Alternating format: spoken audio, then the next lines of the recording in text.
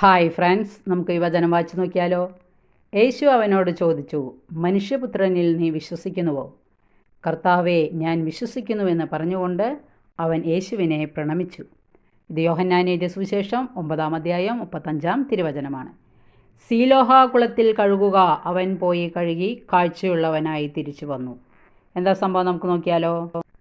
യേശു ജന്മനാ അന്ധനായ മനുഷ്യനോട് പറഞ്ഞത് സീലോഹായിൽ പോയി കഴുകുക എന്നാണ്.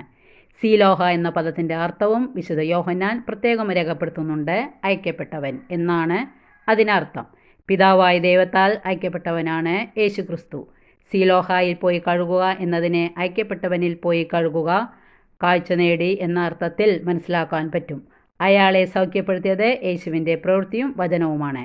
സീലോഹായിലെ ജലം അയക്കപ്പെട്ടവനെ സൂചിപ്പിക്കുന്നു. അയക്കപ്പെട്ടവൻ യേശുവാണല്ലോ.